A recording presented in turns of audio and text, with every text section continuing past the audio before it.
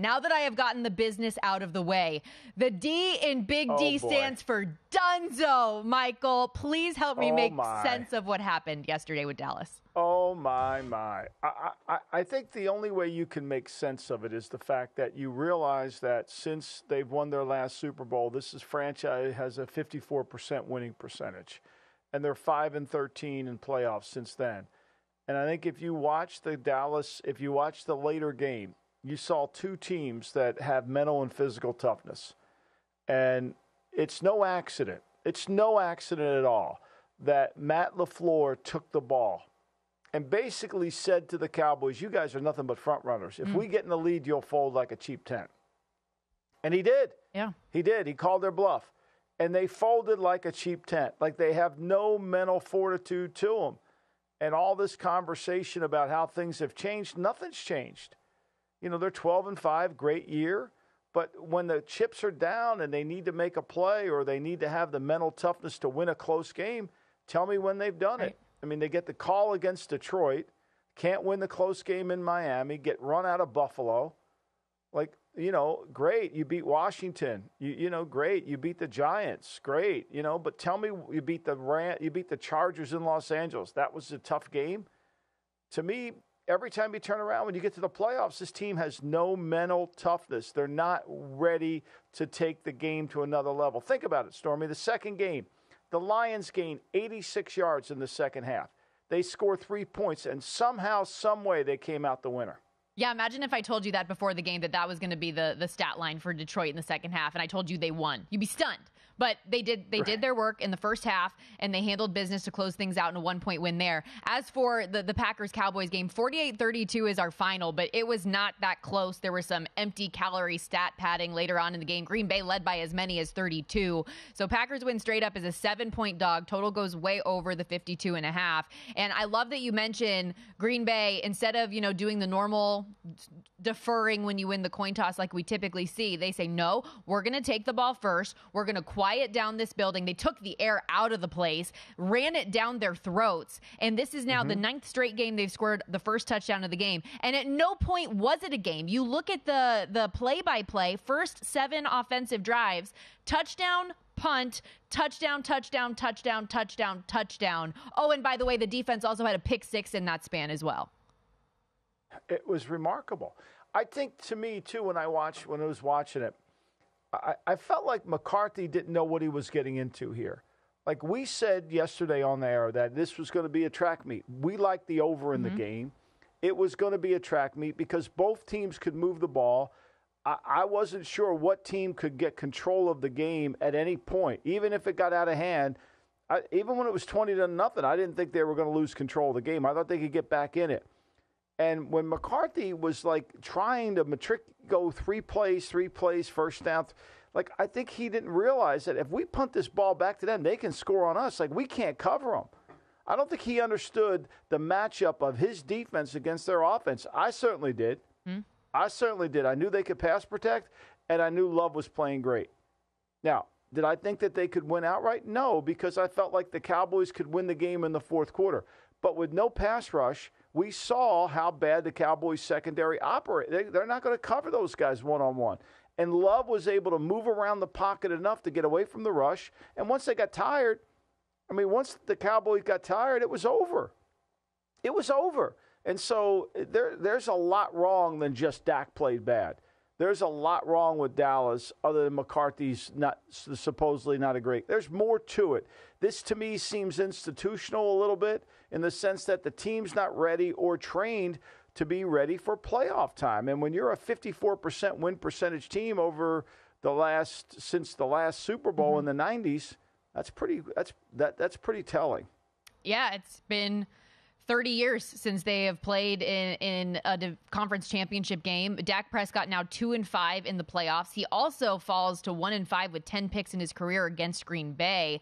But Jordan Love makes a statement. You talk about that Dallas defense not being able to do anything. He has 270 yards, 3 touchdowns, no picks. His last 9 games now, 21 touchdowns, 1 interception. He's been accurate as can be, been so good, and he beat everything that the Cowboys pass rush threw at him. Listen to these different situations. 10 of 13, 83% for 143 yards when they sent 4 or fewer rushers. Threw 3 touchdowns against the blitz, 7 of 8 for 169 yards and 2 touchdowns when pressured. It's like no matter what you did, this kid was able to have success. They put up 48 points. It's the most points that Dallas has allowed in a playoff game ever in their franchise history.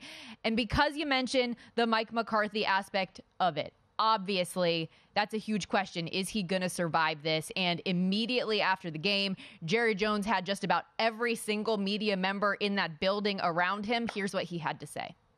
Really, I can't reach back and look at a playoff loss, but this seems like the most painful because we all had such great expectation and we had hope for this team. I won't get into any of the addressing of any aspects of it, any part of it, from the coaching to the players to what's around the corner.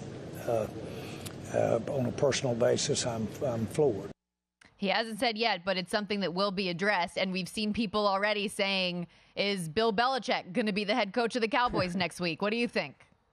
Well, I mean, look, everybody has a sense that there's a mutual respect between Jerry and Bill, and whether they can work out an agreement or an understanding. Parcells was there for 3 years. He went 10-6, 6-10, 9-7, 9-7 in his 4 years there. So, you know, can it work? I don't know. And certainly Bill will have a conversation with Parcells if this ever comes to fruition, or their interest on both sides. But the bigger issue here is, you know, what does Jerry do with Mike McCarthy? Because he had his best season with Dak Prescott. You just don't discard that. There's something to consider there. But the bigger issue is, does the team have confidence in Mike to win the next big game? Because this was such a meltdown. This was such a horrible game that the locker room has to have doubts. And one thing we know, when the noise on the outside is so prevailing and the players reading this, that Mike's not a good coach, Mike does this, Mike does that. And frankly, when you look at the team, not that it's all Mike's fault, there is some issues here with, are we holding the players accountable? Are we in good shape? Can we win close games? And those answers seem to fall in the lap of Jerry and Mike. So I think it's a little harder to bring Mike back and say, we're going to run it back. Now, let's put this in perspective, right? Jerry fired Chan Gailey, if you even remember when he was the head coach of the Cowboys, after a wild card loss in the losing round. He fired Wade Phillips mid-season after a divisional loss. Okay? So he went to, and then he promoted Jason Garrett. Then he fired Garrett a year after losing the division game. So typically in 2 of the 3 now he fired Campo immediately after the season, but Campo was 5-11 3 years in a row. That wasn't hard. Parcells quit. So most of the firings are usually after a bad season, but he has done it with Gailey after a wild card loss. Well, and with Mike McCarthy, Michael, I think that's what makes the situation that much more frustrating, is we know that they're a great regular season team. Like, they are the first team in NFL history to win 12 games in 3 straight years and fail to make the conference championship in any of them. That's what makes it so tough to swallow, and you could hear it in Jerry Jones's voice post-game saying, like, that this makes it such a disappointment. They thought that they were built to win a Super Bowl this year, and eventually, like, the money is going to catch up with these guys. You're going to bring Dak Prescott back. How much are you going to have to pay him? Add in CeeDee Lamb to that fold. Add in Micah Parsons. Like, that's $100 million in 3 guys, Michael. Yeah, I mean, they're going to become the Rams, right? They're going to have a lot of high-priced players, 4, 5, 6 guys, and then it's going to have to be all minimum salary guys. And you're going to have a coach that can develop young talent. I mean, you're not going to have the luxury of having Brandon Cooks at a high number and Gilmore at a high number. You're going to give that money. I mean, Jerry said it this summer when Zach Martin was holding out. I got some heavy people to pay here coming up. And so you know that's coming down the road. And if you're a coach going into this situation, you know you have to win now. But can you? I mean, we saw yesterday, and the Rams are a good example. Look, I think the Rams are a great story. But they got decimated. They were getting beat up in that game. I don't know if they would have been able to answer the bell this week the way Stafford was gotten hit, their injuries, all that stuff. So you need depth in the league. I mean, Belichick has never been a part of a program that has 3 or 4 guys who make all the money and then everybody else doesn't. That's never really worked within the Patriot framework. Could it work? I don't know. I think we have to see. But this team has got cap issues. And for whatever you think of Prescott, they're trapped. They're going to pay him. He's also never had to work with an owner that has a weekly spot on a radio show and that he would have to answer questions about in a press conference the following week, or a player that has a podcast like Micah Parsons does. I think that would just be a whole, would he clamp that down and be like, guys, we can't be doing this? Would he make that philosophical change in the organization, I wonder, if he were to go there? I mean, that's why it's hard for me to see it from my shoes here.